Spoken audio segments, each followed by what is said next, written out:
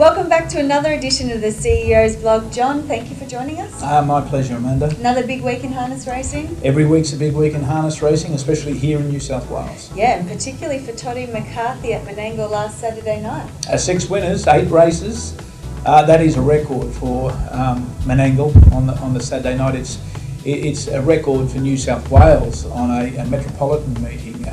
I didn't quite check the facts and the record books, but it's a pretty fine effort by Todd. Yeah, I had a quick look at Harness Racing Australia's records, and I think you're correct. Oh, well, I hope I am. But whatever, Toddy, he is one of our best. He represents so well, just a wonderful person to work with.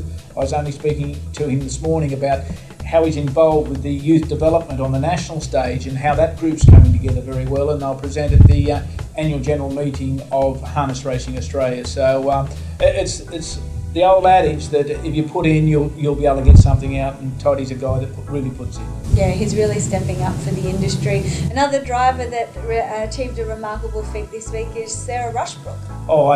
I'll pull back on remarkable, but a feat. Nothing remarkable about Sarah. Sarah's from Tamworth. Drove her first double ever. Now, I'm sure she'll drive doubles again, but a pleasant young lady in our sport. She works with children with disabilities, and I've seen her in action. The kindness that she has for those children is really, it's rewarding for her, no doubt, but it's really something that we must compliment her and all those other people that do like things. So good luck, Sarah. Just keep on buying, breeding, racing, Mr. Feel Goods, and you'll make us all feel good. There you go. There's been a lot of new young drivers come out on the racing scene as well in recent weeks, John. We've had Travis Bullock, Lucas Rando, my little cousin, as well as Ryan Sanderson. Yes, and there's a lot more and good. Well done. They're within a day or a meeting of a win on the racetrack, but well done to them. They all come out of traditional harness racing families. We need to help them, and we will help them. We've got a lot of schemes out there, but I think going forward in the next 12 months, you'll see Harness Racing New South Wales break some new ground with youth development. So watch this space in that respect. Yeah, it's great to see the young drivers coming through.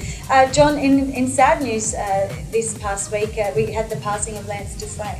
Yeah, some people won't remember Lance across the state. However, up in the Northern Tablelands, Lance, a long-time stud master, administrator, club president of Inverell. There's nothing that Lance didn't do in his day, and to his family and friends, our deepest condolences. Sad to see somebody leave our industry through passing, but Lance was a true and very willing contributor. Talking about contributors, John, you wouldn't have a race meeting without a track curator, would you? Certainly not. Track curators, it takes all of us to make it work. We need horses, we need owners, we need trainers, we need breeders, we need administrators, but when it comes down to race night, we need a track curator, and they are so important. Everyone knows we've had a few little issues with the track at Wagga late, but we have these issues everywhere. We've had meetings abandoned at the best track, Menangle, with the guys with 70 years experience. So I also say as trainers and drivers, yeah, certainly help us with this, with making sure we get the track right, but track curators are one of the most important people when it comes to race night. And just recently, it's outside our code, but Lindsay Murphy, who was a track curator at the Gallop tracks here in Sydney for a period of 40-odd years, he's retired, and that will be a space that they have to fill. So, we want to train more track curators. We want to help track curators. We put out a manual on how to do things. We're desk jockeys. We're not tractor drivers. And we all need to work together. So anywhere you can give a bit of support, you horsemen, to a track curator, and if he says, you have to work on a different part of the track, just please help him. Yeah, that's great feedback. John, all roads lead to Wagga this Sunday for the Alabar Breeders' Challenge regional finals at Riverina Paceway. And they'll be great finals, and I suppose that's a good segue in, because we've had those issues under wet weather at the Wagga track, but last week at Wobbler in those heats, the times were sensational. 1:52 for a 3-year-old Colton Gelding, and the way these finals are set up, they're not the big final at Menangle. They're the regional finals for the horses that have competed in the series but haven't been as successful. So that shows the true worth of that track, or the speed of that track. But these finals will be outstanding. We'll have 4 more winners in each of the divisions, and that'll wrap it up for this year.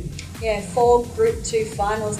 John, so they're really strong fields, but bringing the fields together, there was a lot of conjecture out there, wasn't there? A lot of conjecture, and I can say that Harness Racing New South Wales, and me personally, really felt for those people who were affected by the number of horses we had, and therefore we needed to do certain things to get to those finals. The regional finals as they are now is new. They are as a result of the survey we conducted last year, which said that we don't want these regional finals every year in Bathurst. We want to rotate them. So that's only fair. That's what the industry wanted. But in accomplishing that, we have to make sure we're fair to each of the regions and the travelling distance for these trainers with horses. So for the first time, we ran heats in each of the regions. That seemed to be smooth, but it wasn't smooth. And we also wanted to give everyone that entered into these races an opportunity, but the opportunity was there. It caused more heats to be run than what we thought we would possibly run, and at the end of the day, some very good horses missed out pure by luck, and the luck was the luck didn't go with them in the draws. So Harness Racing New South Wales next year, or this year rather, will once again carry out that review into the Breeders' Challenge. We welcome everybody to have some input there. We've done it for the last 3 or 4 years, so let's do it again, and let's see if we can fix those little imperfections.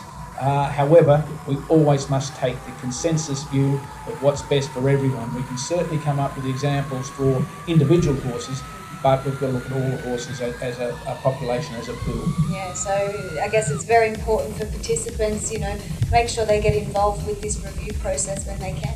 Oh, yes, Amanda. If you're given the opportunity, take the opportunity, put your points on paper. We will take the consensus position, the most sensible position to take, whether it's through location, financial decisions, but we want to, as best as possible, appease all participants. And for those who missed out, it was the unfortunate luck of the draw, or lack of luck of the draw in this instance. But we'll look at it, and we'll certainly iron out those little crinkles that are in there. Good to hear, John. Well, I'm really looking forward to the Group 2 finals on Sunday. The Breeders' Challenge series does seem to go from strength to strength, if I can spit it out. But that just goes to show, the growth of this series in the state. It is. When we introduced the Blues series, there were for and against, but we've introduced it. It's certainly delivered for some of our participants, but every participant can be in every division. They just have to make those choices to breed those horses that are eligible, and then make them eligible, of course. But the system in New South Wales, is it the best? Oh, I'll say it's the best, but is it the most perfect? We can always improve on where we are. All right, John. Well, I think that's enough for this week's edition of the blog. Thank you for your time. Thank you, Amanda.